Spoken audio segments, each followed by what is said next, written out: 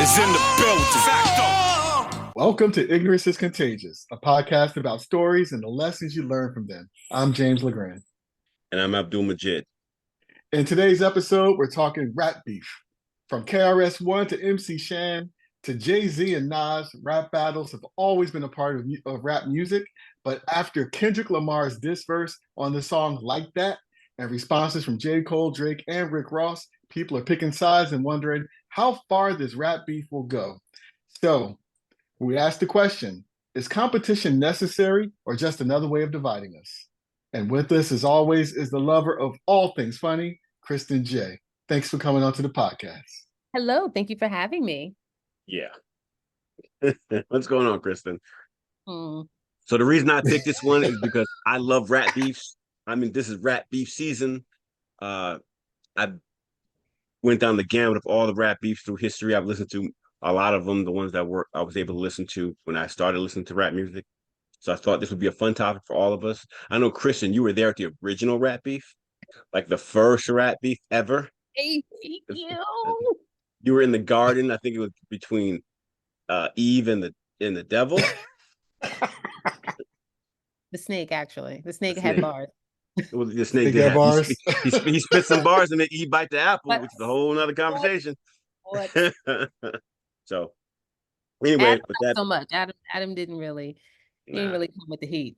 he did a J. Cole. He just bowed out. But anyway, Okay, that's with that being said, Uh-oh.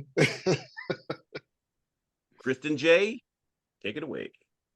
This article was written by Sheldon Pierce very recently, April 11th, 2024. Can rap beef exist when no one agrees on what's being fought for?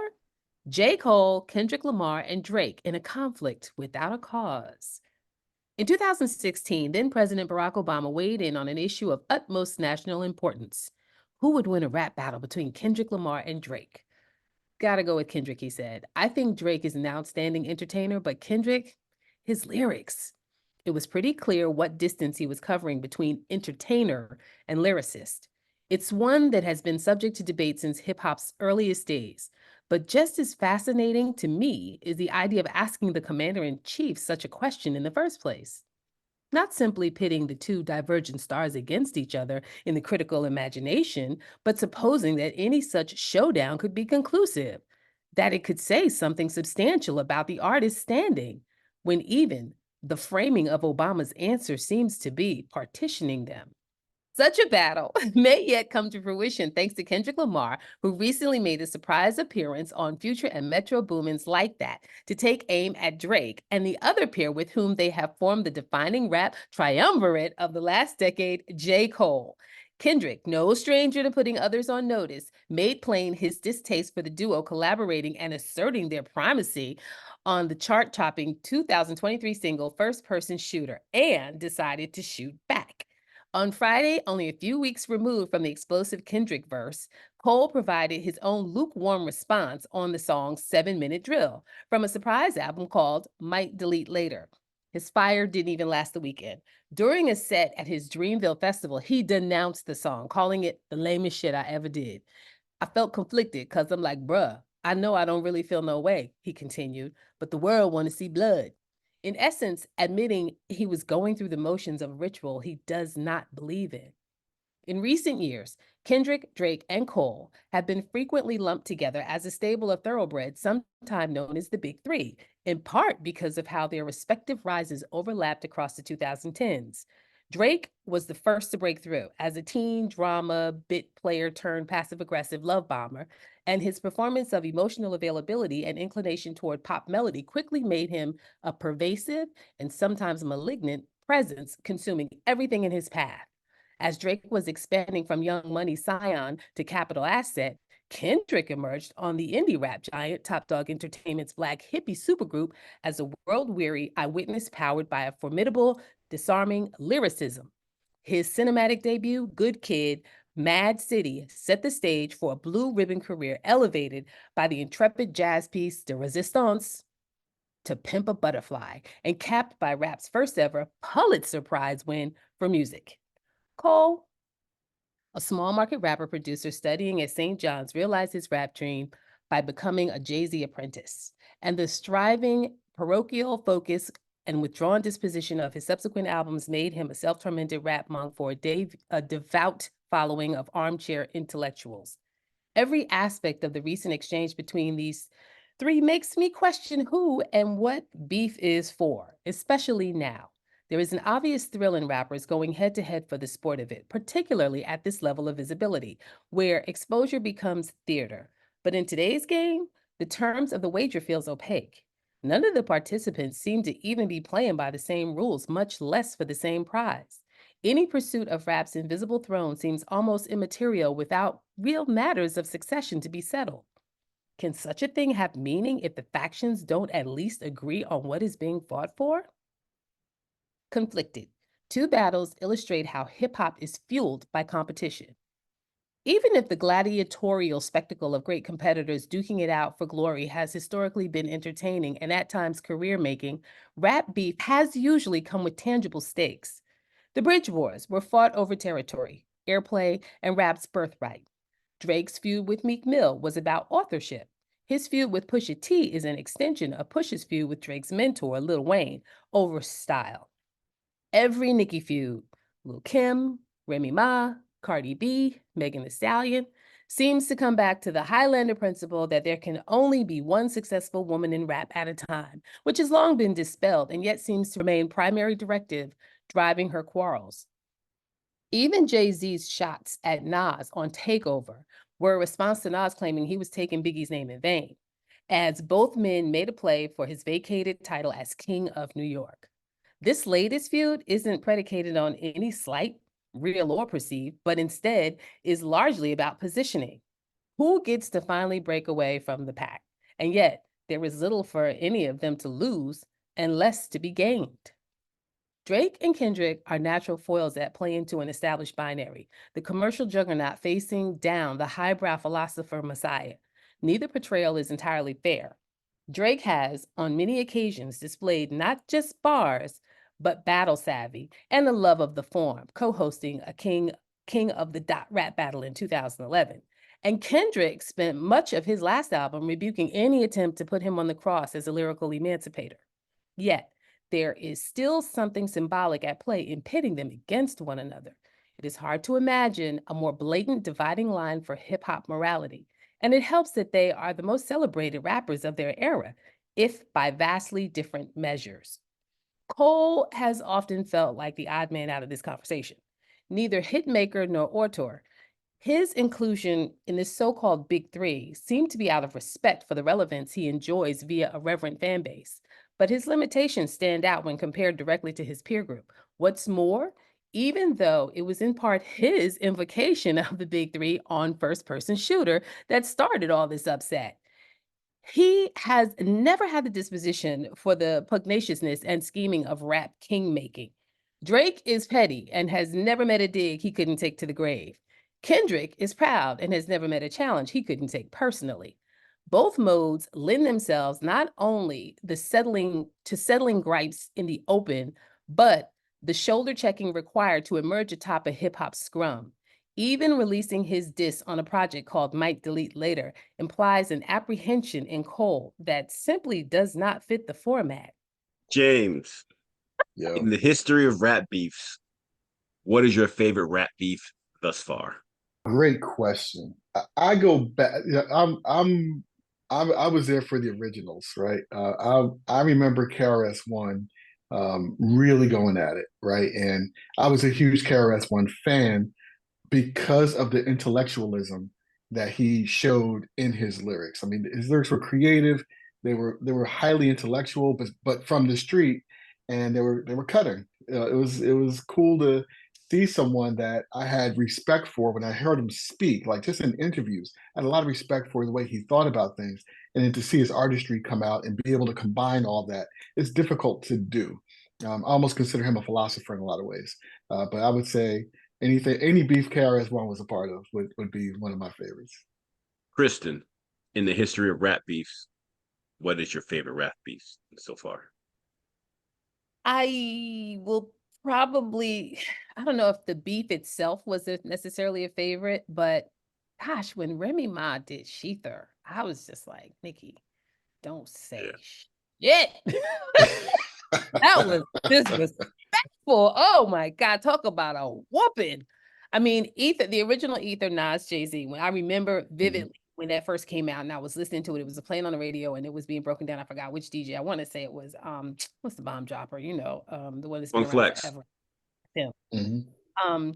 He I think it was either him or Angie. I'm not sure. Somebody kept breaking down everything that was going on in Ether. And I was just like, damn, it's like that. It's come to this. This is what's going on. Because I never necessarily got involved into the beefs, the rap beefs. But I'm listening to it and I'm like, damn, that's cold. That's real cold. So it's like, wow, let's see. This, I'm kind of low-key into it a little, kind of sort of bit. Okay. But you know what, Kristen, you make a point that I was talking to my barber, King of Barbers Dro, KOB Dro. Shout out to him. And we did exactly what you just described. He was like he listens to much more of today's hip hop than I do. He broke it down for me lyric to lyric. Like we'd listen to something, he'd stop it and pause it. This is why this was so hidden. This is why blah blah blah blah blah. Right? He was saying this because this one said this on this album. Right? And when you hear it all come together, it's like wow, this goes deep. So sometimes, like you said, that breakdown that Funkmaster Flex would do or Angie Marr or any of those guys would do, it's helpful for those who aren't as into it as perhaps I at one time was. Right. I would say my favorite rap beef thus far. Well, there's the rap beef that could have been, and then the rap beef that what I really focused on. The rap beef that could have been was Rakim versus Big Daddy Kane. They were throwing shots at each other in songs. Rakim threw a shot at him and let the rhythm hit him. Kane threw a shot back at him. I forgot what the song was, but that was a rap beef that never was because it got squashed behind the scenes because both gentlemen are from the 5% Nation, and that got squelched because Rakim did a song that got back to Big Daddy Kane, and they had a phone conversation, and it never came out. But my favorite rap beef so far would have been the Locks, specifically Jadakiss versus State Property, Beanie Siegels. That rap beef was probably the apex of all rap beef because it was really disrespectful in terms of the things that they said, but insanely lyrical. And it had that tension that you thought it was going to spill over into the streets, but never did. But the amount of lyricism these two guys had and the things that they were coming up with saying towards one another were just clever, funny. So I would have to say that probably my best, specifically Jada versus Beanie, because they were going back and forth on mixtapes. I mean, just going at it. So to me, that'd be my top. And then, of course, I'm a Pusha T fan, so Pusha T response back to Drake was insanely funny and as lyrical and as disrespectful as what Jada and Beans were doing. So that's why I incorporate him and just to mention him because that was a really good rap beef.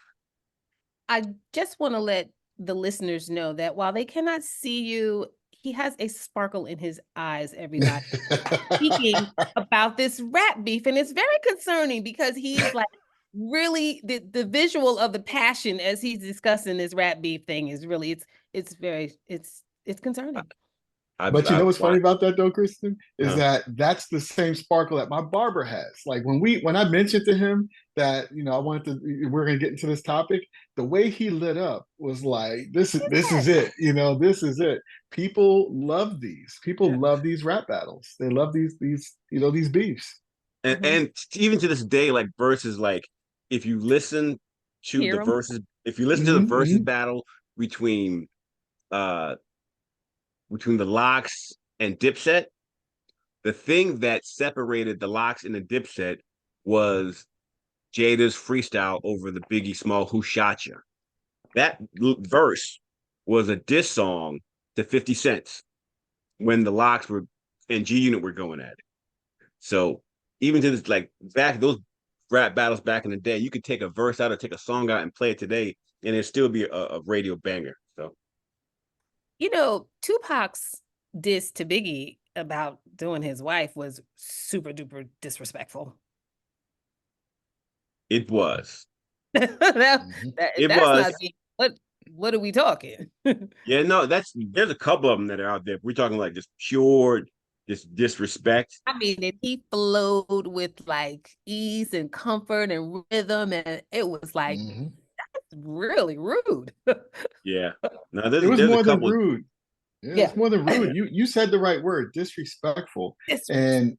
And we know that, respect is the currency of the streets, right? Yeah. I mean, so to be to be full on disrespectful, to go, it wasn't just a shot at the artistry or the lyricism or the Oh music. no. It was a personal shot. It was a shot at manhood in that case. And you have to wonder how much of that fed into how some beefs flow into the streets, right? Yeah. They Right. leave the radio and end up on the corner. Do you think Biggie Smalls was smart in not responding directly? He took a couple shots in a couple songs, specifically "Who Shot You." They said was a couple lines in there and some other songs. Mhm. But do you think he was smart to not just go all out disrespectful the way Tupac did? Who goes first? Either or, it doesn't matter. You go, James, because I don't really know. I'm with you, Kristen. I don't really know. I mean, we know how things ended for both Biggie and Tupac, right? That makes this question and answer difficult. Um, I'm a massive, mega Biggie fan. Always have been. That's, to me, greatest lyricist to ever exist. And I know there's a lot of people that will put up a whole bunch of other songs and people against that, and that's fine. It's just my humble opinion as a geek. But this geek also believes that we have to be careful, right? We have to be careful. Is there is there such a thing as healthy competition? I think so. When competition can turn super personal, people can be truly injured, not just injured ego wise or embarrassed in a song or whatever. It can get really dangerous, as we saw. We still don't know the full story behind what happened with Biggie and Tupac, but we know the result. We know the outcome. Right. So should have Biggie done a full throated response? I don't know the right answer, and I don't know why he didn't. Because I think it we was know he's capable. We know he's yeah. capable, right? He could have. I mean, he could have lit that dynamite stick and threw it right in, right? He's got the ability. There's no question there. I don't know why he didn't. I think it was smart in the sense of not responding because it was beyond the beef was spawned off from street stuff as opposed to just lyrical who I think is better. So in the Biggie case, that started with more of the fact that Tupac thought that he got robbed and shot and Biggie didn't warn him. So that was a street beef that then turned into a rap beef and they were aiming shots at one another. So I think he was smart enough because the street beef could have escalated, and it did, Mm-hmm. to other things happen. Because people know, I know the story.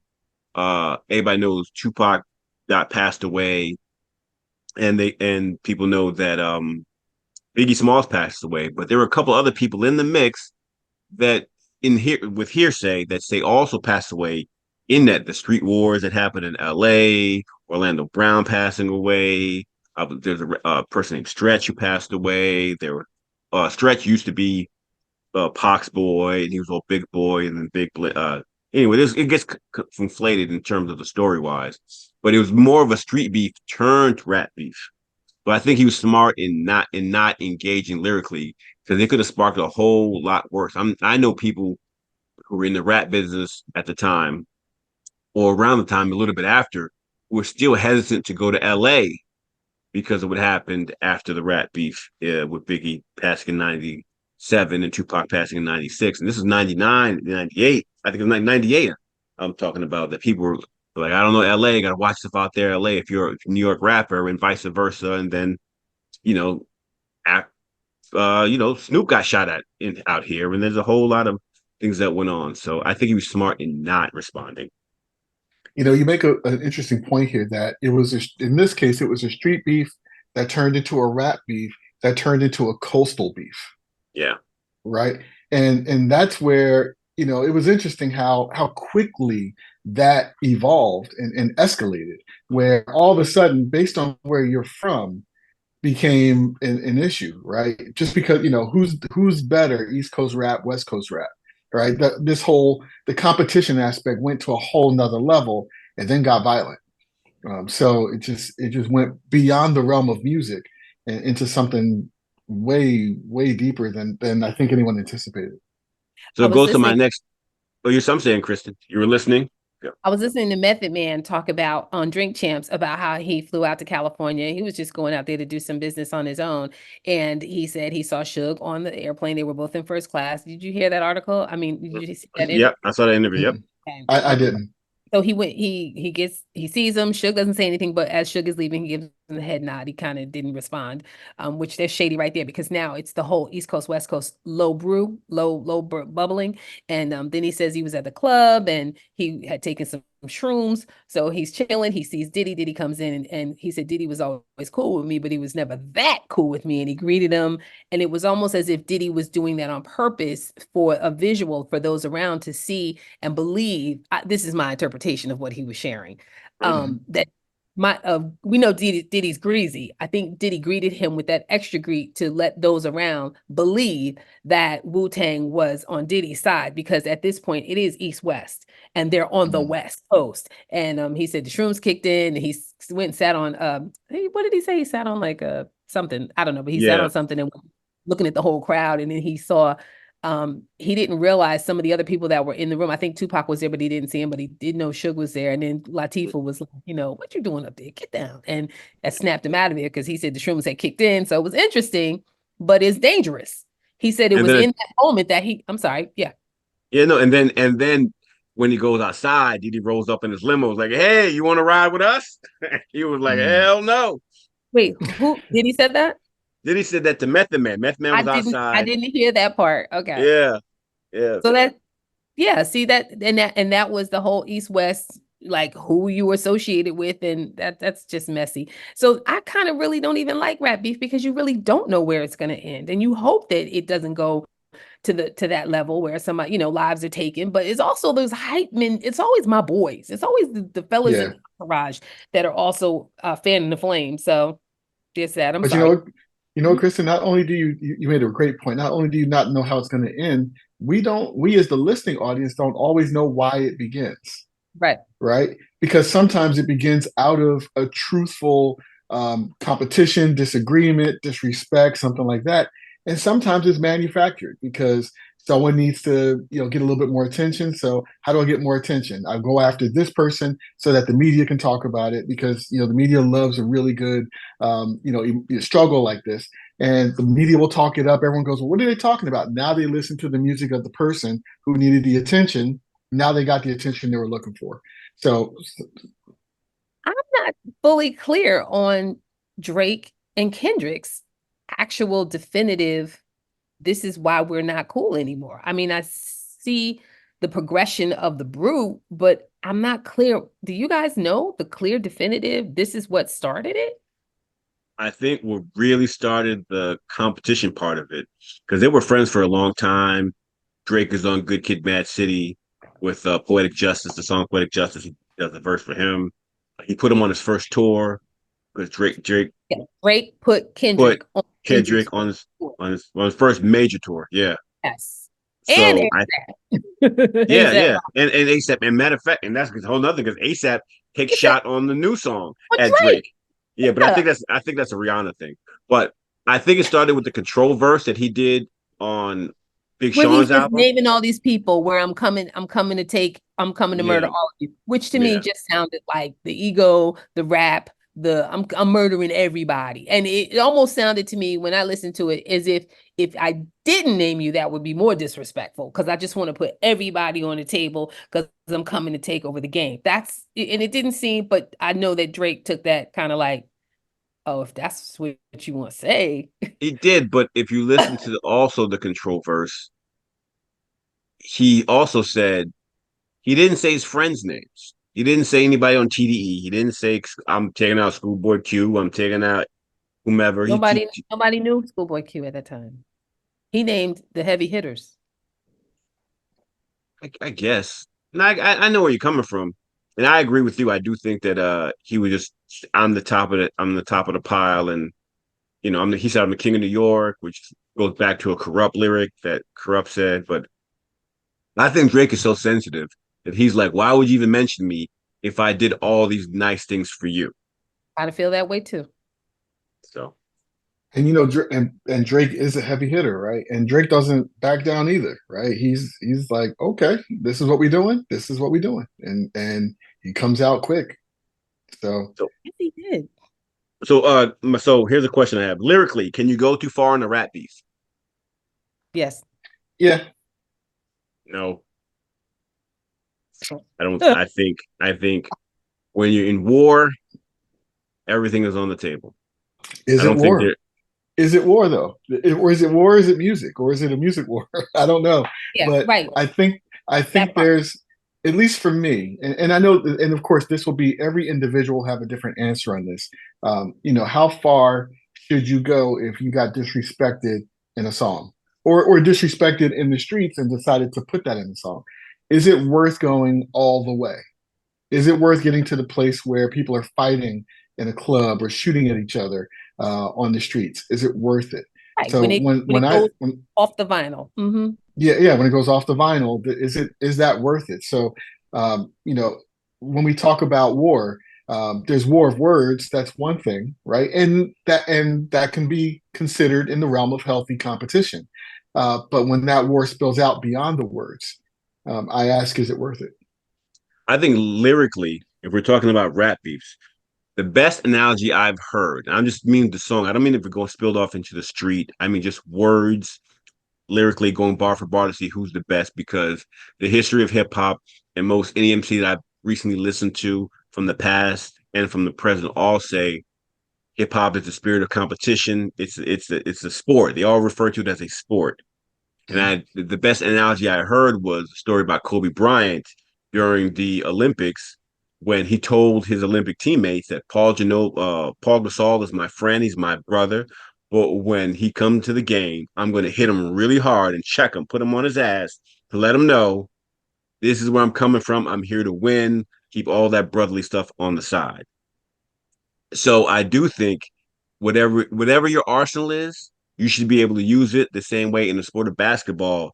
I'm not going to not cross up my friend because he's my friend. I'm competing against him. I'm trying to dunk on his face. If you look at football, same thing. You have brothers playing on different Mhm. sides, or friends or schoolmates. And when you get on the field, if you come across the middle, they're going to try to hit you as hard as they possibly can to physically hurt you. Right. You're talking about sports. There are still parameters in sports. And James and I are agreeing that, yeah, you can go outside those parameters in even a rap beef, lyrically, whatever. If two boxers are in the ring, yeah, knock him out. You want to knock him out. But if I put a blade in the glove, I'm going outside the parameters. And see, the parameters here are don't let it spill over into the streets. Whatever you do, no violence, what have you, but you can say whatever you want. Yeah, but you know that some words put it in the streets. So yeah, That's right. you can take it too Yeah, far. You can take it that's too right. far. Let somebody say something about your dad. In a rap beef, Anywhere. Really? Really? whatever. And In a rap Really? beef, you know me well enough to know I would have something clever and really mean to say in return. I would go as far as they would go lyrically. I wouldn't attack them for it. I don't attack people. I do not attack people over words. You never heard a story about me punching somebody over words. That's because that they haven't reached that level of lyricist level of skill just yet. You just haven't come across that mofo. But I'm Oh no, sure. I'm not a rapper, but I've had people say some really, really disrespectful things to me. And in return, I'm clever enough and smart enough to fire back in the most disrespectful way possible. And I think that's fair, especially in the rap beef, especially if it's kept on wax. That's always been the sport of it. The problem is when their boys or other people get involved in the street stuff or the streets. The problem with rap beefs today, in my opinion, for a very long time, even leading up to the KRS One MC Shan thing, is that it's never the MC. It's always the people behind to have something to prove or Mm. trying to score points to get in favor of the rappers who wind up doing street stuff. Because the streets affiliation with rap music has always been a part. It's always been there. So yeah, I think you make a good point on, the effect that a rap beef has on some of the smaller players that are closer to the epicenter of the rap beef, but not the center of it. Trying to get in good with their boy, trying to increase their social capital, and show how how defensive they are of that person, try and get in more favor. I think you're making a fair point about how some of these beefs do end up spilling into the streets. I did want to say something about the Kobe analogy. I love that you brought up Kobe. Kobe's a great example. He calls himself Black Mamba, one of the most deadliest snakes in the world.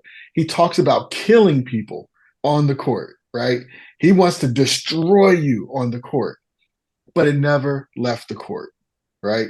He could be friends with you 5 minutes before the game starts, but when the game starts, it is game time, and that's it. He's going to destroy you within like you said, Kristen, the confines of the game, right? But it doesn't go beyond the game.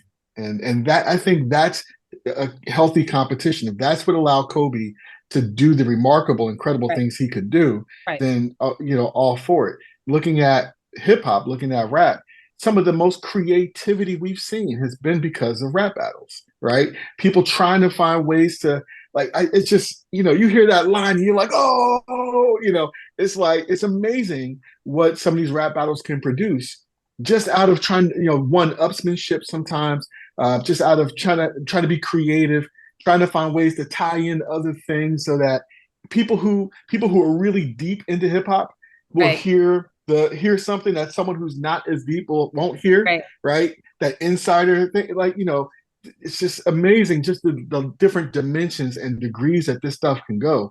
And I'm all for it. I'm all for the creativity. I'm all for that. I get passionate about it too. But once we talk about it going off the vinyl into the streets, that's where you lose me. That gray area. Mm-hmm. And the other part is that there is a rap battle league that, Holla Don, Loaded Lux. There's a lot of battle rappers, well-known battle rappers, who will get on stage and say the most disrespectful thing to the other person, to their face. And that's just where it stays. The issue normally is the ancillary, the boy, the man, whatever, whose pride is hurt. It's never really the rapper, because if that was the case, these rap battle leagues, they'd be murdering people left and right over the stuff that they say. Because like you said, Loaded Lux said something about some guy's father. They said something about somebody's dead mother. They said something about, it really got heated. And I can only remember a few times, maybe 3 times out of the hundreds of rap battles, that the rappers got into it, physically got into it over what they were saying to one another. And it's over hundreds and hundreds of rap battles, the few times that it actually happened. These are filmed in front of a live audience. So it's normally the ancillary people who start the violent part of it. It's never really the rappers in terms of the words that they're saying toward one another. But there's some agreement here as well, right? Before you go into a stage rap battle, there's an agreement like, okay, I'm going to say some foul stuff, and you're going to say some foul stuff, but we're gonna bow to each other on stage. We're gonna go in for blood. But when it's done, when the mic gets cut off, the DJ packs up, and the audience goes home, I'm going back home with my notebook to come up with the next stuff I'm going to come back with. I'm going to redo my ammunition for the next battle, because that's where we're going to choose to duke this out, right? There's an agreement. I think sometimes in music, there's no hardcore agreement. Music's music, right? It's a space for creativity, the ultimate creativity. You can say and do. I'm sorry, say again. Open space. It's just wide open. There's no parameter. Open space. Right. So if someone decides to start a beef for no reason, they can just do that. Right? There's no rules. There's not even a best practice in that case, right? It's like, okay, I decide I'm going to do this, and if it's a hot joint that's going to play and get airtime, and the producers, everyone's going to get paid, all right, put it out there. So I think, where, to your point, Abdul, where there are spaces where there's an agreement. This is what this is going to be. Get ready, pack your armor, because some of these are going to hurt, but we understand what we're getting into. I think in the general space of music, that's not so much the case. And people take their music very personally, and the music that other people point at them. I think there's a general understanding in hip hop that once you put yourself out there, there's a possibility that someone's going to poke at you for whatever reason. It doesn't matter. And you have to be aware of it, and you have to be ready for it, and just keep it on wax. because if you go back in history and you look at certain songs like LL Cool J did a song with EPMD called Rampage. In the verse that it's EPMD song, LL Cool J is dissing them on the song. Yeah. There's another LL Cool J song. I can't remember, with Cannabis. And the whole verse is LL Cool J, Method Man, DMX, or 1, 2, 3, 4. I think it's called something to that effect. But LL Cool J is dissing Cannabis on the exact song, that is his song, after Cannabis's verse, bigging him up. So yeah, there's a lot of examples. A lot of examples of artists torching the guy that put them on their album. On the album. L has a pattern here, huh? L is so disrespectful. L is so disrespectful. Matter of fact, even the LL Cool J Kumo D battles were really good. Them going back and forth, Mama Said Knock You Out and Jack the Rapper and all the other stuff. So there's a history of it, and the rules are there. The only thing, do not let it spill over into the streets. Can I make a point on competition? Oh no! So, hold on to that, because that's the second part of the. Okay, got you. I have a whole second section of it. So this is my last question for this part of it. It's a 3-part question. Christian, you can go first. 3 parts. 1, have you been following the beef? 2, who are you rooting for? And 3, who do you think is winning? I have been following the beef. I'm not rooting for anybody, but I think Drake shut it down. I don't even know why Rick Ross brought his double D's in the mix. Ricky Rose, just sat down. I don't even get that.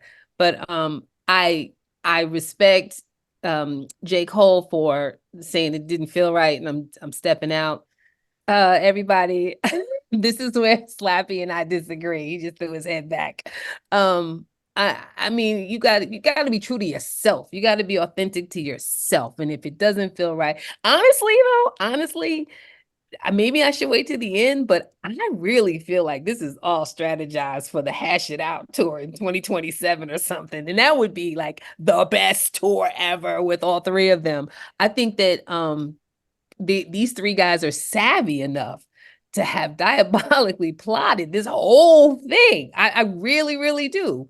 I really do. There's a precedent for it. Not a precedent for them hashing it out, but when Jay Z did the World War III tour, he brought on all the people he had beef with on the tour, and that was when him and Nas got on the stage for the first time.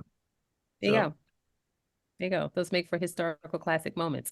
And I think that these 3 gentlemen are savvy enough to come up with, and they're so diverse. Like each of them are so unique in their own right. Like, why are you guys even competing with each other? But I could totally see, and that the 3 of them would make a great concert. They are like the top 3. I could totally see them just keeping it brewing just long enough. But I gotta say, I like Drake's when he dropped. I did. Drop and Give Me 50. I liked it. James? So am I following the rap beef? Not really. I know enough to be dangerous here, but not really. I just don't, there was a time in my life where my whole world was hip hop, right? I was all in all the time. That time has passed. I'm like, you grew up. And that's not to say, I don't even want to say that I grew up. It's just that my interests have changed a little bit, right? So do I every now and then put on, some really great hip hop? There's some songs that just get me amped, especially before a presentation or before I'm going into a difficult meeting and I know I'm going to have competition. I can gain a lot of motivation and a lot of, that attitude sometimes that you need to, I won't say it in the same lyrics that that the song will have, right? I'll put it in different words, but sometimes it can give me just that extra edge to be able to do what I need to do in a competitive situation where the words are a little bit different. So am I following? Not really, but I know enough to be dangerous. Who am I rooting for? No one. Who do I think is going to win? I think Drake always wins. $900 million. Is that what he's worth right now? Something close to it, just shy of $1 billion. Yeah. He's just shy of $1 billion. Drake is, no matter what's happening here at these lower levels, every time they mention Drake's name and then gives Drake a chance to drop something, Drake is going to win. He's got the following, he's got the lyrics, he's got it. So I think Drake wins. So, of course, I'm following it.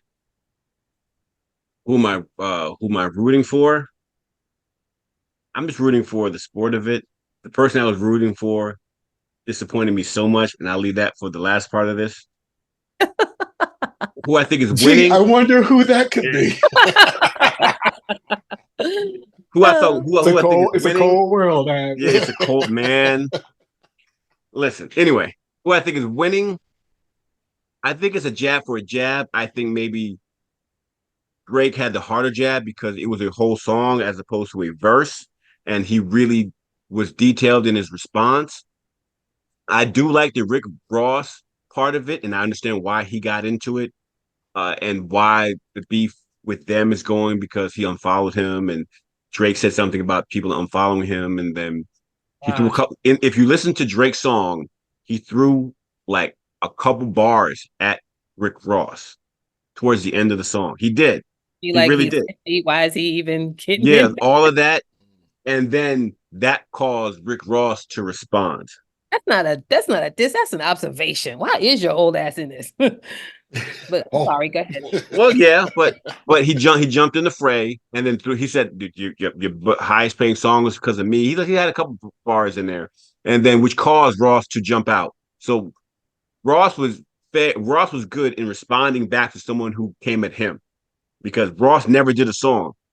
Drake threw the first shots at Ross lyrically, and then Ross responded. But but Rick Ross isn't always lyrically accurate either. Some of the things he claims, it's like, wait, a Google search will tell you that that's not true. Who makes more money than this one, whatever. So that's important to me, right? Just no one thinks he owes Pablo's 100 favors. No one thinks Pablo Escobar owes him 100 favors. So we know that Rick Ross lies in songs. Why did Drake Ross? So two things happened. One, Rick Ross unfollowed Drake. And if you listen to the end of Rick Ross' song, he said it's because he put a cease and desist on French Montana, who's close with Rick Ross. They collaborate together. I think he might have been signed to him or something to that effect at one point. Desist on French Montana. Who did? Drake put a cease and desist on French Montana. All right, you take some of that bass out your voice. All right, you start happy right there. For him to not put out a specific song. Give me 50. Bitch. I see a beef brewing. You will lose. You will go down. But go ahead. I'm sorry. So Drake put a cease and desist on French Montana. Rick Ross didn't like it because he said, and this is the funniest thing out of it, you brought in the police, which is funny coming from Rick Ross, who used to be the police. But he said you brought in other authorities. You went too far with what you did with who he calls his brother, right? So because of that, Rick Ross started unfollowing Drake. And then there's a video of Rick Ross listening to the Drake diss, the Kendrick Lamar song, like that, and rapping along with it and laughing. Right. That's all he did. Drake responded back and then talked about him in the song. And then once you put out the song, Rick Ross was able to respond back via a song. So it started with something that Rick Ross didn't like that Drake did on a personal level, that then spilled over into music. Yes. I think all these little side folks are auditioning for the 2027 Hash It Out tour. Probably the opening acts. They're like, if I drop some bars and I get this many followers or this much buzz, can I be on that tour? So, and my last 2 points. One, with regards, I think Kendrick was probably going to win because lyrically, I think Kendrick is a better rapper than Drake. But two, Kendrick Lamar has the ability to do what Pusha T did lyrically on a song. But the thing that Pusha T didn't have is the fanfare and the accolades and the whole cult following behind him that would equal him to Drake's status. Right. One for one, they're probably the same. They both can fill out arena tours. They both can sell gobs of record. Anytime Kendrick comes out with something, people love it. He has cult classics. He has Section 80, people who love. Like, They really both have You a talking lot of about? fans. Oh, you're talking about Kendrick right now with Kendrick, I'm talking everything. about Kendrick. Yeah, Okay. Okay. okay. They both have like a whole host of things that equal one another. The one thing that Drake has is he's extremely petty. The one thing that Kendrick has is he's extremely competitive. But if you go lyric for lyric, Kendrick is a better rapper than Drake. But Drake has more in his arsenal. Drake can sing.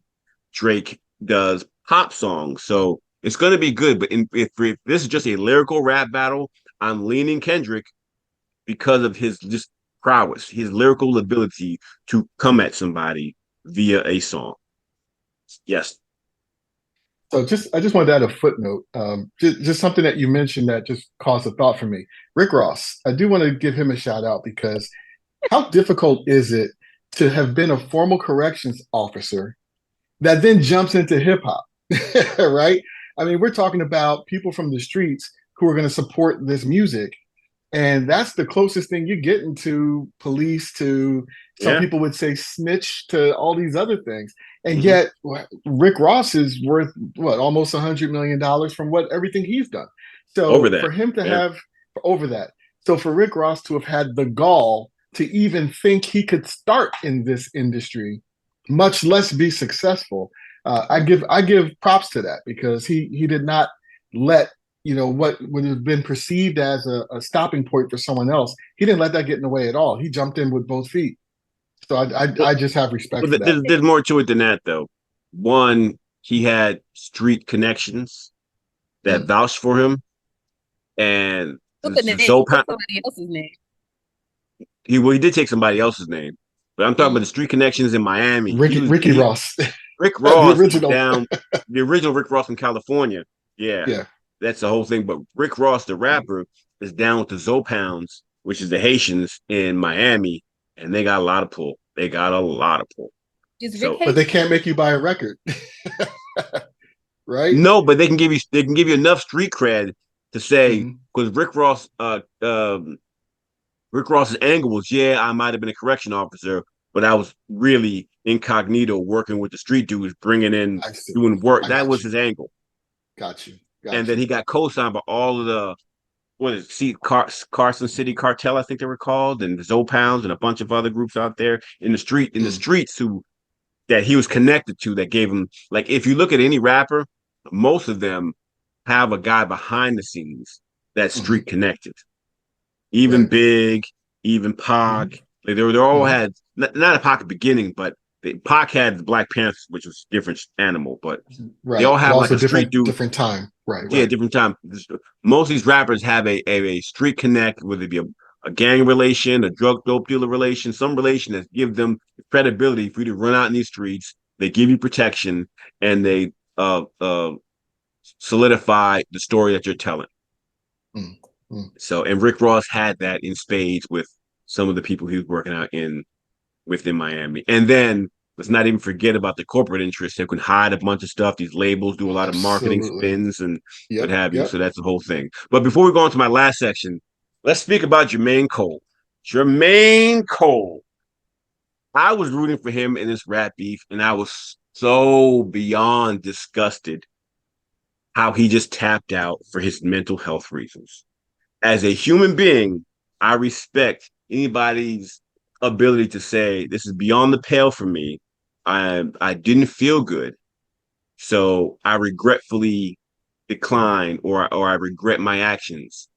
But in the world of hip hop, if you've been talking big shit for so long on records, talking about how you're the best, how if anybody comes up, you're going to smoke them, how you're going to compete against them, I'm talking freestyle, the LA Leakers, listen to any of his freestyles.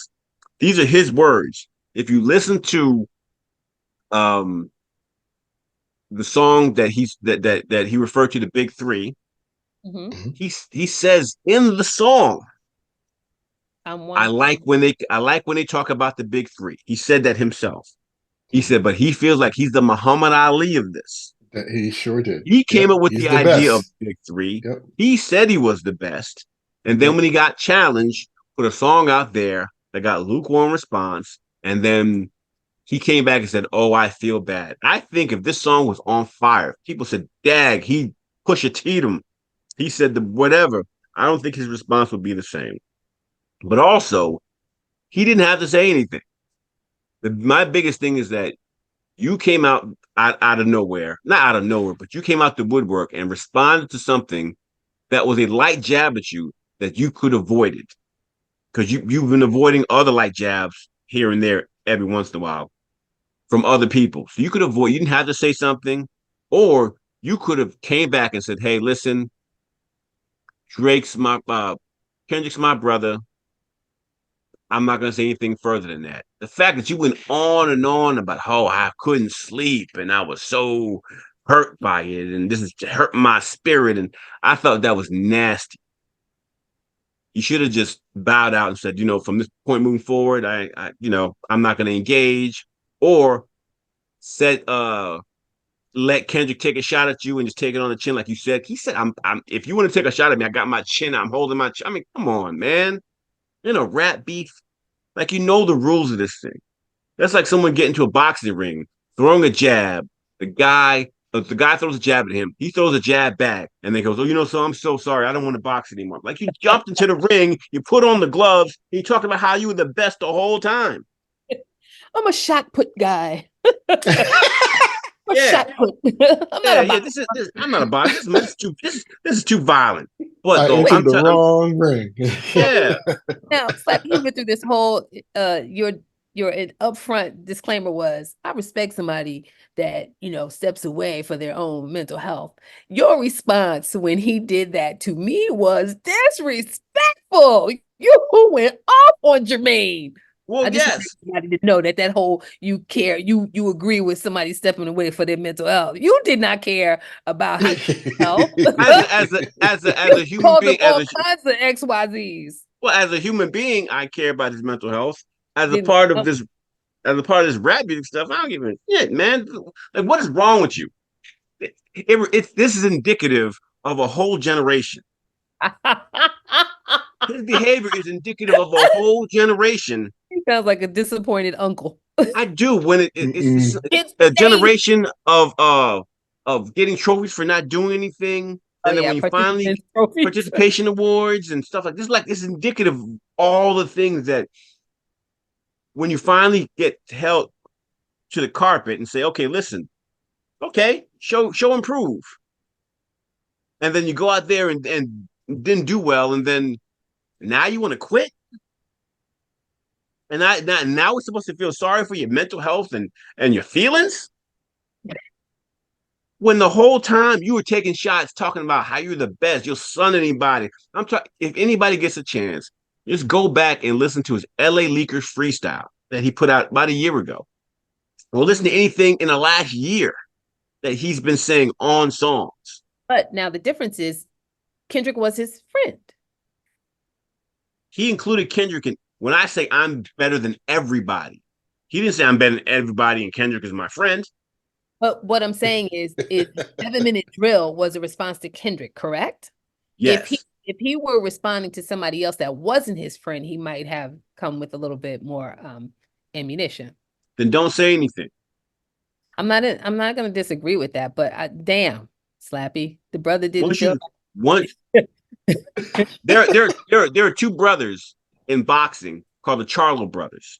The Charlo brothers are both professional boxers. They tell you up front, "I'm never going to box my brother in the ring because I can't do all the things that I would do in a fight. I don't want to hurt my brother. My brother doesn't want to hurt me."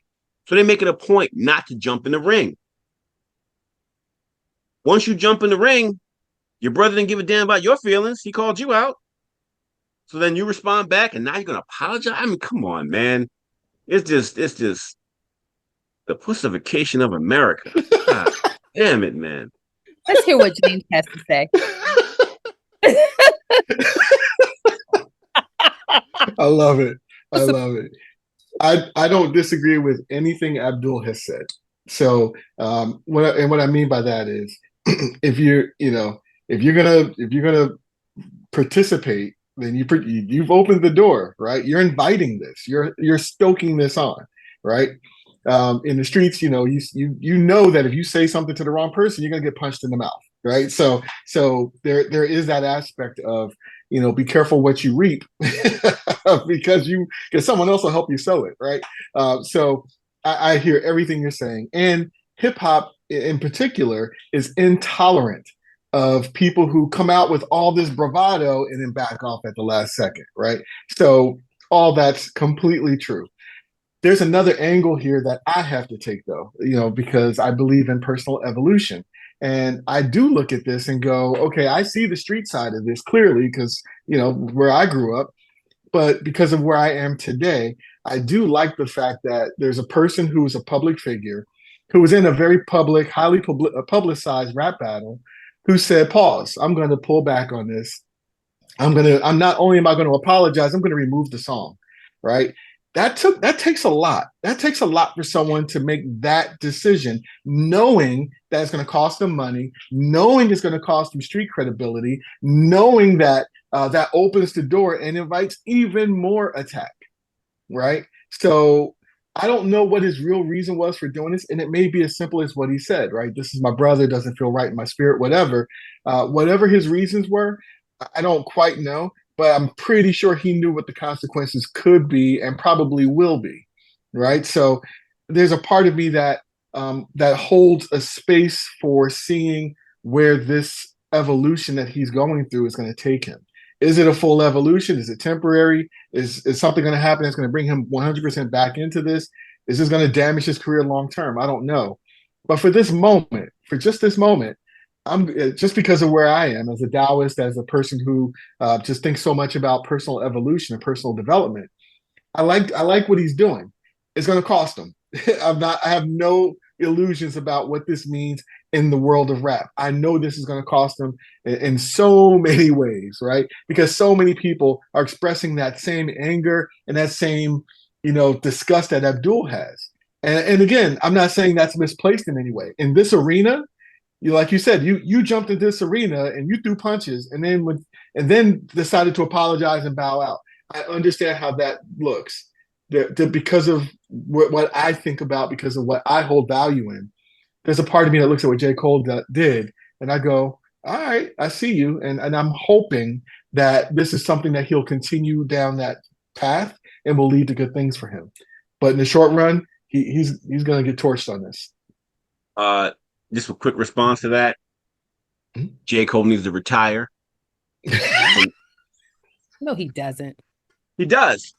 He does not. He's going to continue in his lane, doing his thing, and he's going to always have his followers because brother evolved. You need to evolve. No, okay.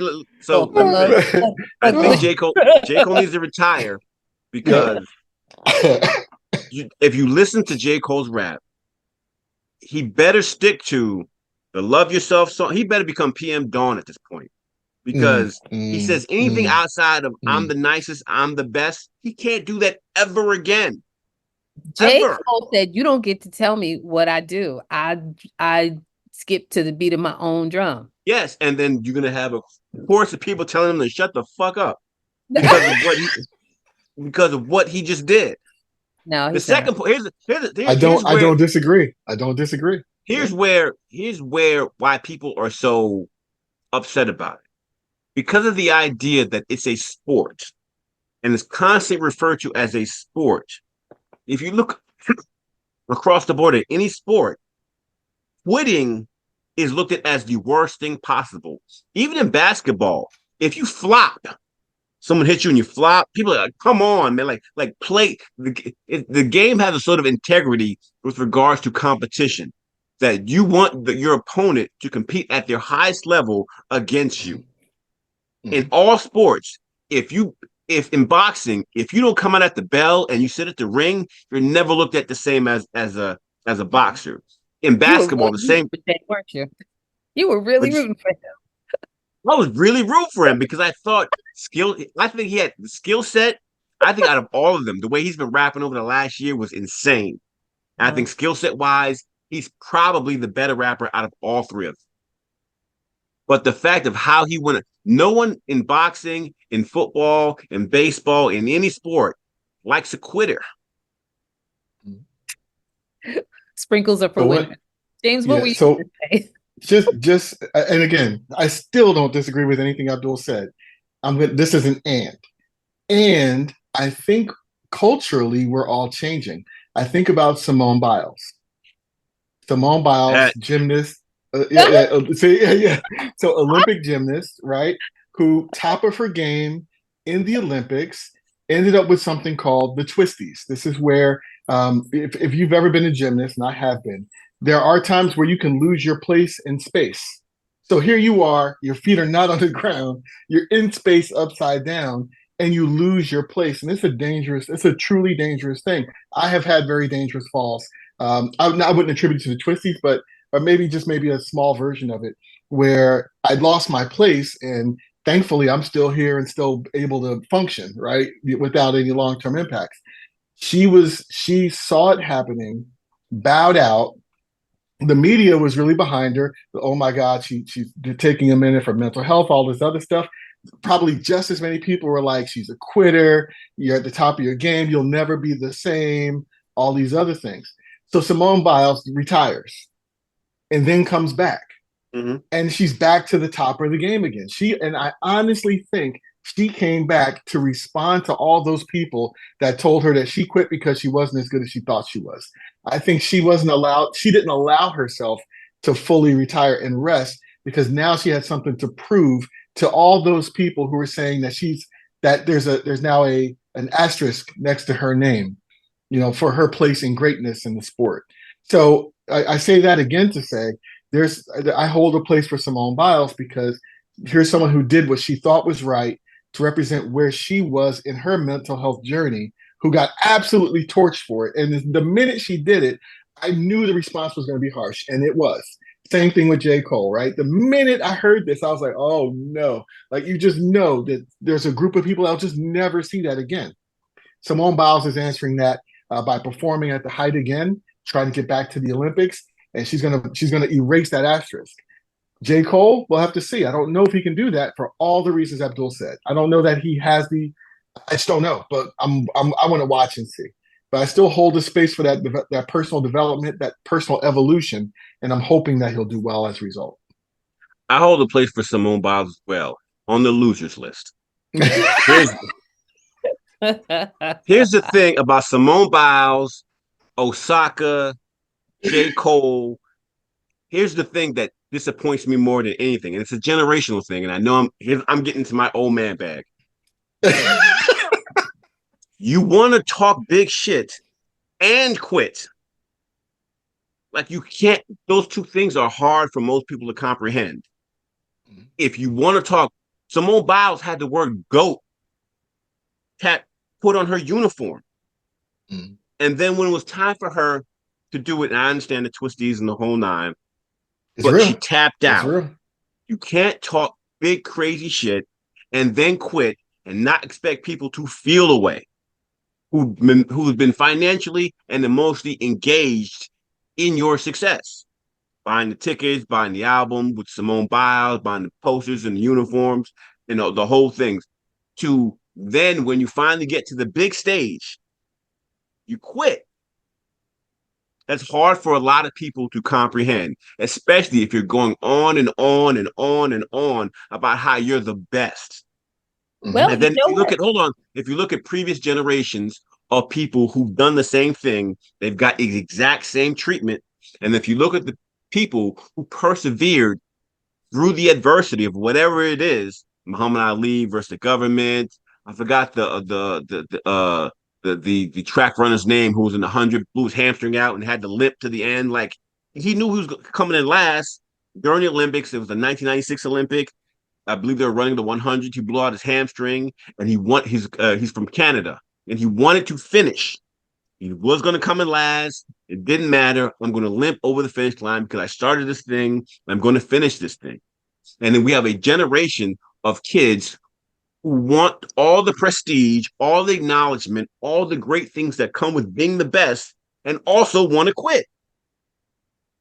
It's hard for people in my generation and prior to my generations and prior to my generations and then Kristen's generation to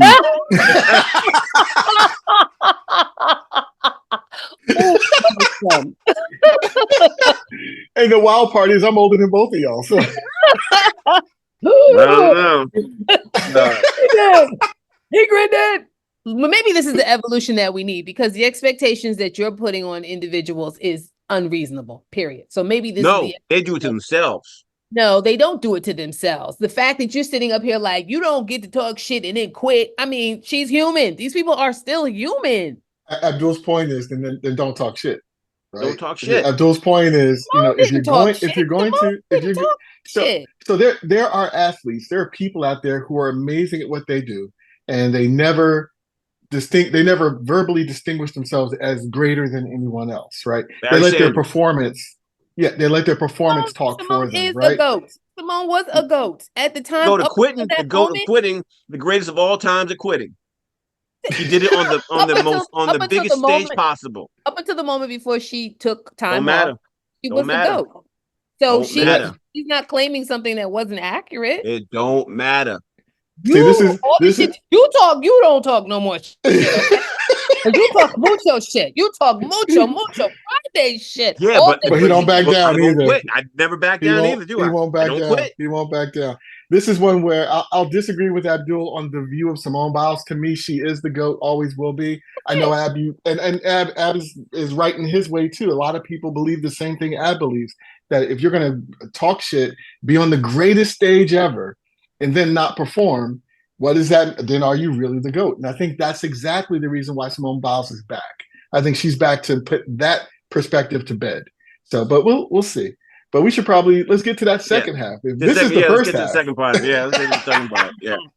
The blast radius of Kendrick Lamar's control verse, as declarations of war like that and 7-minute drill could not be further from one another. And each one says a lot about the rapper who made it, perhaps more so now that Cole has backed down. On Like That, the barbs are strung together like razor wire, and there is a charge that runs through it, the exhilaration of getting something off your chest. Kendrick is teeming with energy on the front foot, making a case for his skill as singular and undercutting Drake's advantage in the process. I'm really like that, and your best work is a light pack. Nigga Prince outlived Mike Jack, he raps, nodding to Drake's recent move into a dead heat with the King of Pop for the most Hot 100 singles. It is clear that most of his vitriol is for Drake, with whom he has traded jabs for many years. The verse was effective in riling up the internet enough to pressure a response from Cole. And it's hard to argue against its potency, but it's unclear what is being accomplished.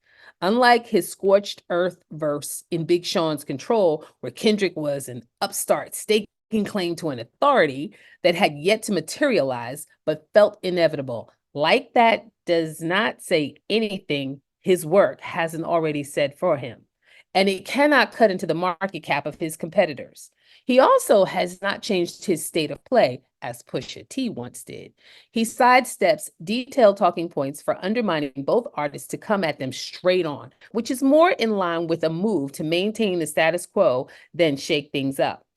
7-minute drill is the response it deserves, half-hearted and full of pulled punches.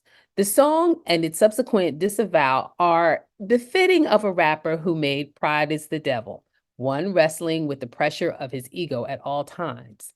Cole directly cites Takeover, critiquing the Kendrick album arc, and specifically by reusing Jay's blueprint, 4 albums in 12 years. Nigga, I can divide. There was never a path to victory in this for Cole. The worst Kendrick album, whatever it may be, is better than the best Cole album. His has always been an underdog story, underscored by the platinum with no features mantra, and to play to that persona in this situation is a tactic acknowledgement that he is punching above his weight. In this way, Cole recusing himself from the clash feels less like some damning confirmation that he is not the one, and more like proof that he and his opponents are simply after different things. And it underscores something that fan accounting of rap beefs tend to overlook. The case for your legacy is made by your music in its totality, no matter what you do in a battle. After all, Jay Z, the one being cited for his landmark offensive against Nas, is recognized by many, myself included, as the greatest rapper ever. And he lost that fight. Each member of the Big Three has, at one time or another, revealed themselves to be students of Jay's tactics, though Nas's Ether ruled the day back in 2001. Takeover has held as a defining document for them. Kendrick once said that the latter was better because Jay was saying more facts. I'd say it's more that it makes you believe a fiction, that it carefully rewrites the Nas narrative to suit Jay's ends. You can hear Kendrick's obsession with facts in the upfront, like that verse. Cole clearly shares the ethic in his bending of the truth, and the debater's methodology surfaces in a Drake diss like Duppy Freestyle. But their paths diverge in their adoption of the gospel, as each seems to have a different hovism running in their mind. For Cole, it is, I hear you baiting me lately. I've been doing my best just to stay hater-free. Still, watch what you say to me. As the ease-seeking, reluctant combatant.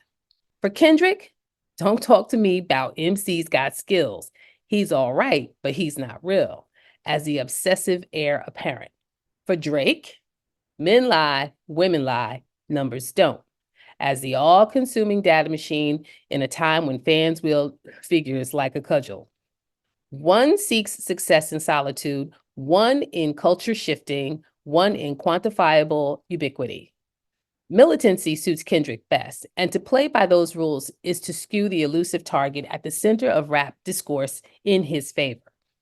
That's why it is hardest to imagine what Drake might get out of all of this if it continues into a second phase. He has yet to respond, which we all know. Sidebar, Drake has responded. But it feels as if any response would only diminish him. Drake is too big to fail, a chart certainty at this point, and he will likely never be rap enough for those who really value this kind of exercise. Unlike previous Drake foes, Kendrick is the only rapper in his class who isn't dwarfed by his numbers, and thus presents a true challenge for the shrewd competitor. Why take the risk for no reward? There is no cachet to be earned in such a clash because, as every Drake album this decade makes clear, he has no interest in playing the prestige game anymore. His security lies in his sheer undeniability and armor that even a perception-shifting diss labeling him a self-hating deadbeat dad couldn't pierce. This even being a conversation must be as unfathomable to him as it is to Kendrick. If that feels like an anticlimactic outcome for hip-hop's reigning titans squaring off, blame it on the context-flattening effect of our current social reality. Rap purists and pop number crunchers are all wading around in the same murky discourse soup. And a lot of the metrics that used to feel like a given are looser now, superimposing a shape on something gray and amorphous. It figures then that the truest means of ascent is to try to get to the top of the trending list and stay as long as possible. The only thing of equal value to everyone is collective attention. The diehards will never admit it, but beef has become far more about the drama than the bars or even the hostility, which explains both the over-enthusiasm for a pretty down-the-middle shot from Kendrick and the sourpuss complaints about Cole's retraction. Watching the video of that apology, I can't stop thinking about his characterization of beef as a vicious spectacle. The world want to see blood. In that context, you can think of the like that verse as chum in the tank, bait that hooked Cole into a squabble he didn't really want. Maybe if there was something that actually needed hashing out, it'd be worth it. James, what is the purpose of competition? Ooh, so before I answer that, can I just give a little background on my thought on competition? Yeah. So we live in a society built on competition, and it starts right from school, right? We have a grading system that says if you give the answer the teacher's looking for, you get A's, and if you don't, you get B's, C's, D's, and F's, right? And then we have a best, right? We have a valedictorian. We have someone who emerges top of the class, right? And they get all the accolades that go with it, honor roll and awards and all these other things. We then take that competition and bring it into sports, right?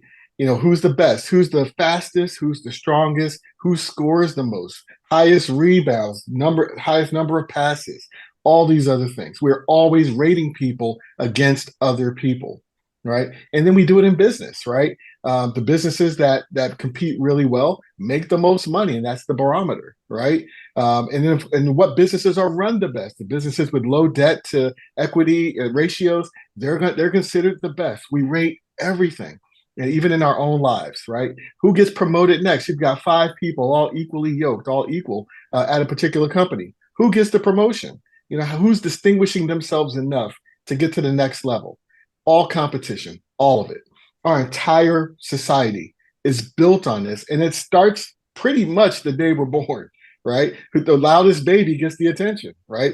Competition starts right from the door. So what is the purpose of competition? I think at the end of the day, it's to be the best so that you can get the accolades that come along with that, right? And for some people, they may say, well, it's not that I want to be the best. I want to compete just enough to get what I want.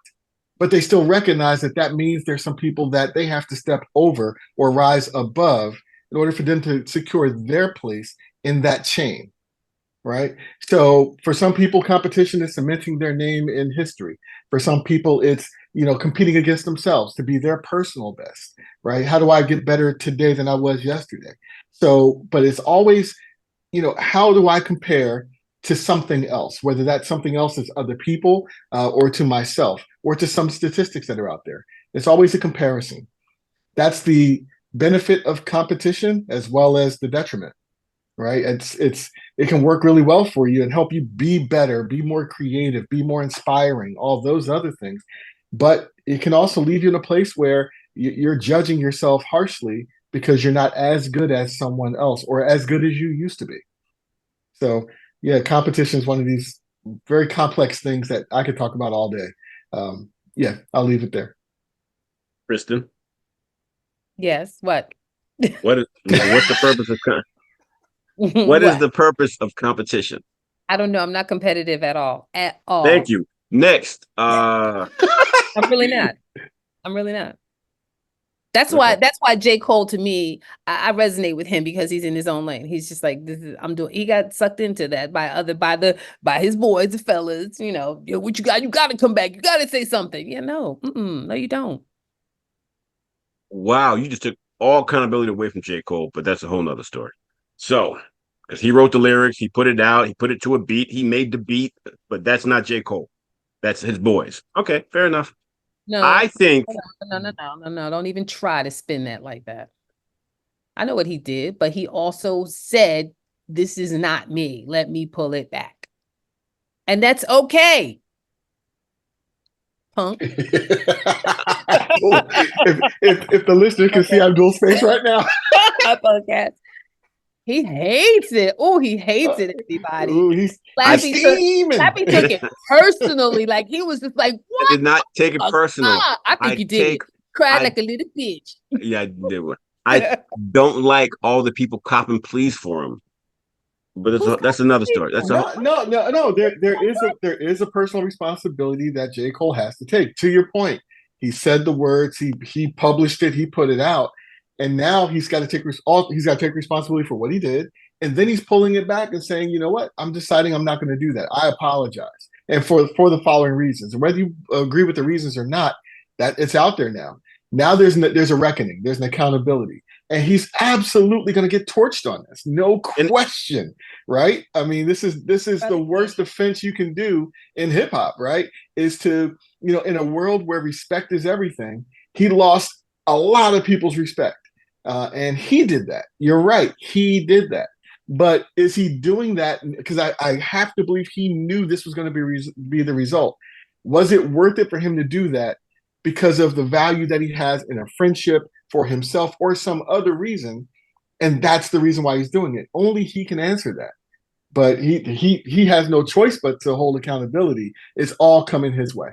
Well, I need everybody to evolve to a point where if a man does something and then says, "You know what, my bad, I apologize," where that is respected, because y'all are out of control.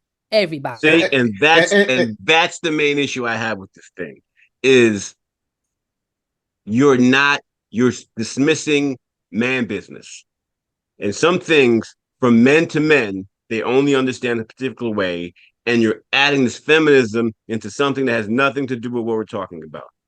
Sometimes So you said this evolution. Well, I'm putting it. The terminology I'm using is that I'm not even going to get. Have you never ever mind. apologized for anything that you've ever done? It's not the point of the apology. It is. You didn't. No, You it said isn't. he put it. You said he put it out there. Yes, So he should. and I can criticize what he did. People are just. It's only been a couple of days. It's not like I'm not. Nobody's even talking about J. Cole anymore. Honestly, it's all now about the Drake part now. We're in different circles because I hear a lot of it. I hear a lot of. I mean, the you J. sent Cole. me something. You sent me something that was immediate though. Are they still Yes. Well, Yes. then y'all People are upset because people are upset about this. Why people do you keep calling it evolution? What part of this makes this evolution? Because the man he did something and he regrets it and he's stepping back. And it's like you're condemning him for like having done it in the first place. He acknowledged that he did it. He acknowledged that he did it. And he's like, I shouldn't have done that. And you're like, it's the way he went about it. Like, the way he went about it seems very cowardly. It doesn't matter what it seems. And you're calling it evolution. I don't look at it as evolution. I'm talking about. I'm not looking at it as evolution at all. I'm talking about people respecting a person saying, I don't think I should have done that. See, and then now you're parsing my words because at the beginning I said, as a human being, it's one thing. As a sport, it's another thing. I'm talking about this sport. I never said anything about his character. Well, I'm talking about a human being playing this sport, okay? And that's kind of what I was saying originally, right? There's really two different aspects here, right? There's a part of me that holds space for wanting him to do well after this because this is a very evolved perspective that he took. I did something, I regret it, I apologize, right? And more of us should want to see more of that. I also recognize that in hip hop, that exact thing that he did, especially after talking all the smack he talked, is not going to be seen that way. It's going to be seen as weak, soft, cowardly, right? So there's some people, and it's going to probably be a minority of people, that are going to see that what he did as a good thing, see it as a something that we should all aspire towards being able to do. But the majority, especially in hip hop, that's intolerable for the hip hop community. Because this is a community that puts a lot of energy and personal stake into backing their warrior, who went out and said the most ill lyrics, right? It's like, yeah, get him. And that same warrior said, you know what? My bad. I apologize. And now the people who are backing him, because I don't think what J. Cole did, I didn't think it was mediocre either. I think a lot of people thought what he did was fire. So I know there's some people that think it's mediocre, whatever. But there are people who are like, yo, what you put out was fire. Now you apologizing? How can you do that? So I get that perspective. I understand that. But again, as the person I am today, I do see what he did and what he is doing from a personal perspective as a path of evolution. As a path of evolution. Not within the sport of hip hop. No. But as a self-development, from that perspective, I rock with Kristen on that. I think it's evolved. Everybody, Abdul is about to pop a blood vessel over this. You can see he's grabbing his head, he's throwing his head back. He's wiping his face down. The adrenaline's going. I think Abdul got bigger. I see the muscles poking out. Got a vein extended in his forehead. He's a mess. I get all of that. I just my attitude about this, and it's on the heels of the Angel Reese thing. It's on the heels of a bunch of other events that happened within. I'm talking specifically about the sport, not about him as a person, but the sport. Kobe Bryant was a different person off the court than he was on the court. Same thing as Michael Jordan. They might have been magnanimous on the court. On the court, they're not. And my point is that we understand your point. The current state of things in sports, where you want to play the villain, where you want to be the hero, where you want to talk about yourself in these grandiose notions, and then you quit or cry and things don't go in your favor. That's the point I think myself and a lot of other hip hop people do. And when I'm talking about sports across the board, because there was several cases where people played the villain. They wanted to be the hero. They wanted to get all the accolades for being on top. And then when things didn't go their way, or for whatever reason you can put out there, then they quit, and they start crying, or a bunch of whole other things. And then you're like, it's almost playing into this whole mental health victimhood thing that I don't personally like. That you put yourself out there to gain all the things possible for it, the money, the prestige, all the things, the good stuff that come with it. And then when it doesn't go your way, you cry and play victim, and then wrap your arms around this current, mental health thing that I think people use as a marketing tool to not take the full brunt of the things that they've done. That's my whole thing about this, and a whole host of other things that came before this. I think this is just the lead up, or this is just the climax, not even the climax, but one of the higher profile things of a bunch of things that happened prior to this, which were in the same veins in the realm of sports. That's my point. Is he claiming victim? Is he saying that he's a victim? No. I didn't say no. I said victim. I said victim in the sense of all these other things. These things He don't himself. apply to what he was saying. No. Yes, they it don't apply does. to He wrapped You're himself like, around this. He J. wrapped Cole his whole doesn't self even- around this whole mental doesn't health worry thing, about the and my Grammys, boys gassing But me he's up. not. He doesn't benefit from the. He doesn't benefit from the glitz and the glam. He's consistent with who he is. You're Him backing out insane is if you don't think he benefits from the glitz and the glamour. What J. Cole took on the whole idea of I'm a humble riding a bike around town person, while he's a multi-millionaire doing arena tours. He's making money, yes. I didn't say benefiting. he wasn't making money, but he's not benefiting. He's not flashy. He No. benefited off this idea that he He's was not the number one rapper. He's I'm the making best. money. I'll He's smoke making anybody money out from there. what he puts in. He's If making no money one- from what he puts in. He's not on the Grammys. He's not doing all of that stuff. He's not shining. You don't see him at parties. You don't see him popping bottles. He's not doing all that flashy Hollywood type side of it. He's not doing all that. First of all, that's not 100% true. That's true now. That wasn't always true. Yes, he was out there in the parties. Yes, he was out there in the scene. Matter of fact, that's how him and Diddy got into a fight, because they were at a party. All right, so the man went to a party, but he's not on the scene. Here we go. Cop it more, please. What other please do you want to cop from, Christian? Anything else? It wasn't his fault. That it was the pen's fault. It was the pen's fault. It was the ink's fault that came out of the pen that wrote those words. No. Matter of fact, it was the 808 machine's fault that made the beat. I think there's two different things here, though, right? Listen, young lady, you get a little bit too sassy. Bring it on back. I think there's two different things here. I don't think any reasonable person would look at what J. Cole has done and said that he's blameless in this, right? Like you said, Ab, he put pen to paper, he rapped the lyrics, he posted it, he put it out there. All of that's true. And then he backed it off. Then he apologized for it and then pulled the record. He did all of that and has responsibility for all of that, for whatever reasons when behind the scenes happened for all of that. I think that's one thing, right? And then there's the fact that he is deciding to say that he is apologetic for that, and that he wished that he didn't want to do that, that he does not want to do that, and he wants to move on in a different way. I don't think anyone's making excuses for that, and I don't think that's an excuse either. I think that's a change of heart based on where he thinks he is today.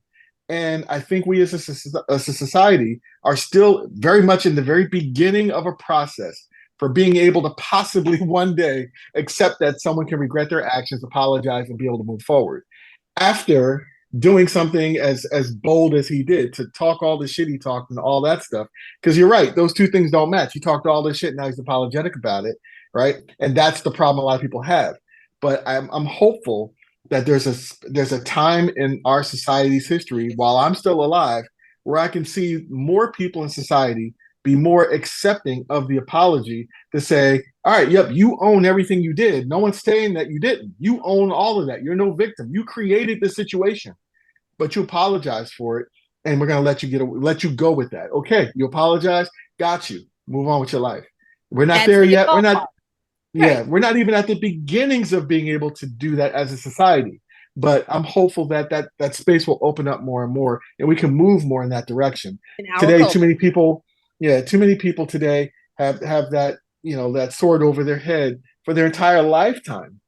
because no one wants to allow that forgiveness of saying, I did this, now I apologize. And it's like, nope, we're not going to let you. We're going to hold this over your head for the rest of your life. Kanye West is a prime example of people, and then we can go to the lessons, because scratch my other questions. We can just go to the lessons after this. Yeah. Kanye West is a prime example of a society, especially in our culture, constantly forgiving someone who's talented or who made a misstep if they've done something for the culture. If he's a prime example of someone who's constantly. So I don't think there's the idea of people are not being forgiving. I would disagree that. Let me finish. Yeah. I'm saying the turnaround time. Let us be able to talk shit for a while and then be able to go, okay, we forgive you. But give us the moment to publicly show our dismay for what you did. Wait, and the thing about it was, you want him to. You want J. Cole to do what now? You want him to wait? I didn't ask J. Cole to do anything. I'm trying to understand what you're asking of somebody in J. Cole's position after what he did. How do you need him to handle that now? I don't need him to handle it anyway. You're saying a specific thing you want him to do, though, or one. No, I did not say that. You weren't listening. I said that the public should be able to have the time to present their grievance publicly. And I agree with that. Okay. I agree with that. And it's not been a long. It's not been a long time. That's fair. That's absolutely fair. Okay, so who's stopping you from having your grievance? Niggas like you who keep telling me how involved this shit is. Well, if you get the chance to have your time to grieve, I get the chance to tell you shut the fuck up. No, you don't. Yes, I do. No, you have your right. You have your right to feel what you feel. So I get to come on here and say, nigga, evolve. The man said, I'm sorry. Damn. and I think that's the point, right? Is that this is new, and we have to wait and see where this all goes. But Abby, you're absolutely right that there has to be time for people to digest, to go through their grief process with this, because some people lost their warrior, right? For some people, J. Cole was everything, and now they're looking at that and going, wow, he used to be my voice, and now I don't see him the same way. So for some people, this is going to be, I'm not saying that you have, but for some people, that's going to be a big loss for some people who are like, yo, I was a fan. And people, for some people, music is more than just music. For some people, music speaks for them and to them.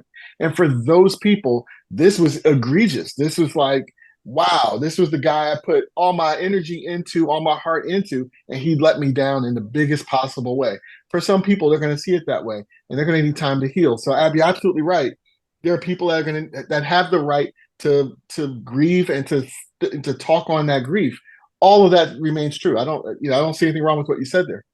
You ever watched that movie 8 Mile with Eminem? I have not. J. Cole, in a week's time, went from Eminem to Cheddar Bob. Cheddar Bob was the dude who just shot himself in the foot by pulling out a gun and didn't have to pull out the gun. It's a self-inflicted wound for no reason. Well, I agree. This is a self-inflicted wound. Is it for no reason? Is it for no reason? That's the question I have. It is for no reason, because you didn't have to say anything. No, but here's my point. Pull the gun out. Here's my point. You're right. He said what he went into this beef, eyes wide open. He contributed to it. He helped escalate it. All of that's true. What I'm referring to in terms of pulling the gun out and shooting himself in the foot is the apology. Because like I said before, he had to have known that his apology was going to have a negative impact on him and potentially his career. That's the shooting himself in the foot part that I'm at least that's the part that I see. That's the part. But was it for no reason? That's my question. I don't know what his real reason was. He says it was because, hey, that's my brother. I'm not going to do this anymore, blah, blah, blah. That may be true. There may be a bunch of other reasons that we will never know about, right? Whatever his reason, he thought that reason was more valuable than the damage that he's causing by doing the apology. So what's the lesson for today? James, what is the lesson for today? I'll start with the obvious one. Words matter. Words matter. Whether you're escalating a beef or trying to de-escalate a beef, there are issues and consequences with both. So be careful. I think in general, we as people sometimes don't think long term enough about what we're doing today and how that's going to impact our tomorrow. So we communicate as human beings, we communicate primarily through words, whether we type them, we talk them, we text them, that's our mode. So not only is the choice of your words important, but how you choose to deliver them, right? So in this case, we have two different versions, right? J. Cole came out with some lyrics that I didn't think were mediocre. I thought he was fire, right? And I'm a geek, so you can discount my opinion on how he did what he did. That's fine because I'm not an authority on that side. But he chose those words. He also then chose the words to apologize, and both created issues. So I think we just all in general just need to think longer term because words matter. We should think more about what I say today. How does that impact our tomorrow? So that's one. Number two, conflict resolution. There's a difference between a rap beef that's good natured and everyone's having fun and blah, blah, blah, and then the stuff that spills into the streets. And we spent a lot of time talking about that. So we just need to be careful that, if we're playing a sport, the competition for that sport stays in that arena and doesn't spill out into other areas. So that's really important. And then the third thing I'll mention, and Kristen, you did a really good job of describing this, how much of this stuff that we see is manufactured versus real? Is there a day coming where everyone involved in this is going to be on the same stage, hugging up, and making money together, and then behind the scenes going, man, that plan worked like you wouldn't believe, man. Good job, bro. Right? So, is it true? Is it as real as it may seem for some people? Is it authentic or is it manufactured? There's a role that the media plays in this. There's a role that the artists play in this. And there's a role that we as society at large play in this because we want to believe it's real. It's like watching worldwide wrestling, right? You want to believe it. Some people will cry over this. It's real. It's real. They want to believe it's real, even though it's entertainment.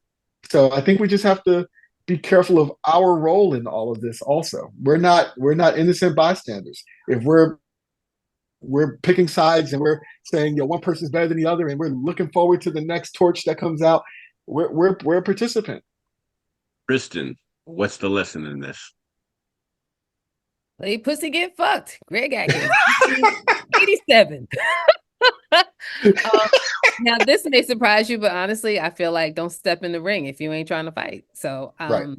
So I definitely do feel that way. Don't step in the ring. But damn, the brother steps out, let him step on out. But no, don't step in the ring if you ain't ready to fight. The lesson I learned from this is shut the fuck up. Shut the fuck up. Just shut up. I don't want to hear the apology. I don't want to hear the raps. If you're not built for it and you jump out there, honestly, just shut the fuck up. Just shut the fuck up.